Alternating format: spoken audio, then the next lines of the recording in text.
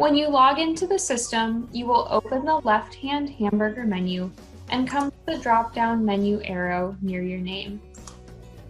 Click on Profile to view and edit your profile information. Your institution's student ID photo might already appear in your profile. You can view your contact information here as well. You have the option to add an alternate email address and send notifications to your institution email and alternate email to be sure you never miss a message.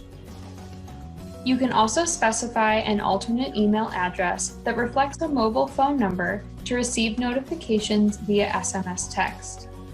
Click the cell phone icon to the right to see how to format your mobile phone number as an email.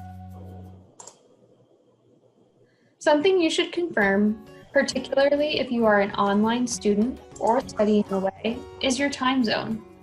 If you're using scheduling in the system, this will allow us to send you appointment details and reminders based on your specific time zone. You also have options for update and reminder settings so that you receive information from the system during the days and times that work best for you.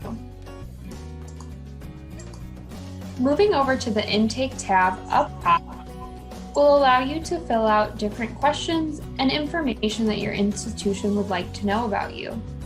This is very important to complete as it will help faculty and staff learn a little bit more about you, your experiences, and your concerns.